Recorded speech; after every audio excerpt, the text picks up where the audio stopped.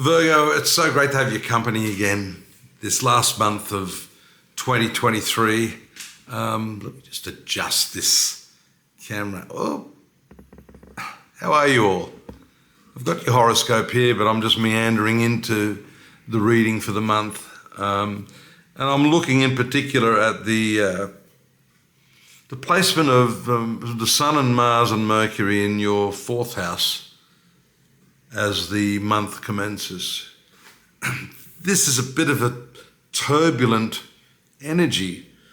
This fourth house has a lot to say about your inner self, your self-satisfaction, your peace of mind, your domestic sphere as well, your mother and all of those sorts of things. And for Virgo, Mars is not particularly a friendly planet. So having had the Sun pass over Mars recently would have possibly brought up a lot of emotion, a lot of reaction, disputes, concerns, doubts over the issues of the fourth house, which is the property matters, domestic and family circumstances. More importantly, as I said, your inner self. Sometimes there's nothing at all wrong on the outside. What happens is that the drama is playing out inside yourself. You wake up, the sun is shining, and you think, just don't know why I don't feel good in myself. I just don't feel good. That's that internal peace being disturbed by these frequencies of Mars and Sun.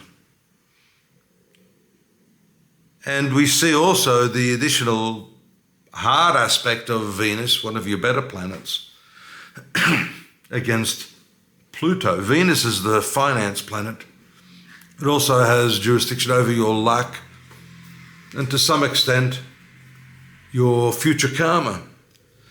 So having that challenge at the outset of the month can initially be destabilizing to your finances, but Pluto has a knack of, yes, destroying, but rebuilding, building it all back up again. So this is a period of reevaluation, especially with Mercury, your ruling planet, going retrograde on the same date as the new moon this month, which is the 13th.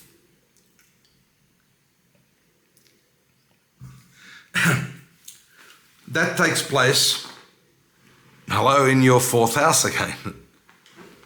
Now that's good, because if you've had this somewhat agitative state regarding your domestic circumstances, where you live, what do you want to do with your family, that sort of thing, then the new moon is going to give you a prime opportunity to really break through that stuff and get to the core of what it is that you're feeling is creating this dissatisfaction. Actually, if you analyze it a little more closely, you'll see that the cause of that dissatisfaction is moving away from this moment and wanting what you don't have rather than appreciating what you do. And I may have mentioned one of the sayings of my early masters. The early master, he used to say, if you want to be happy, get rid of what you haven't got. And I think that's a case of that this month for those of you born under Virgo. That's nice. The new moon there, fourth house, Mercury moves out as well, and it goes retrograde in the fifth house, which is a past karma house. Your mind will be thinking about things gone. That could be a hindrance while Mercury's retrograde, because you're busy worrying about the past rather than thinking about where you're at right this moment in this.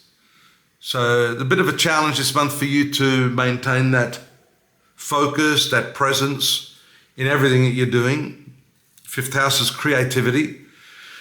So the retrogression of Mercury there is going to maybe create some sort of throwback to what you had done before. Maybe considering redoing that. Could be a hobby or an interest that you had. Some point could even be a sport that gave you that sense of exhilaration. But these are all great aspects. The Venus opposition to Uranus on the 21st can really disrupt your finances. There may be some problems associated with the income, the employer, the way you're getting paid, when you're getting paid, maybe even for a moment how much you got paid. There could be some errors there. The full moon is going to take place in the sign of well, let's have a look here. It's going to take place in the sign of Cancer. The sun will be in Capricorn, so the full moon will be opposite that. And Cancer is your 11th house, Virgo.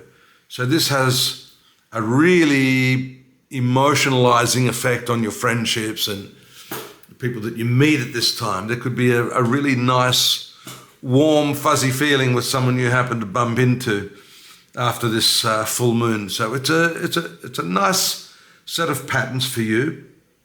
It's a really nice way to close out the year. 29th, there's a hard aspect from Mars to Neptune. That, again, is a bit of a problem relating to your home. Neptune is water. Neptune is anything that's nebulous, gaseous. There could be problems associated with those sorts of things, chemicals, alcohol. Be a little bit careful. I've mentioned to a few of the other signs of the zodiac that the Mars-Neptune can create, allergic reactions, not just from alcohol, but from food and, other environmental factors. So, moderate living throughout Christmas, which brings me to your Christmas message. Merry Christmas. Thank you so much for spending time with me over the past year. I hope to have your company again in the new year. In the meantime, don't forget there's more at astrology.com.au on what's happening this month, December 2023. Last month of the year. Enjoy it. Have fun. Don't forget to subscribe. And I'll see you here again next year. Bye-bye for now.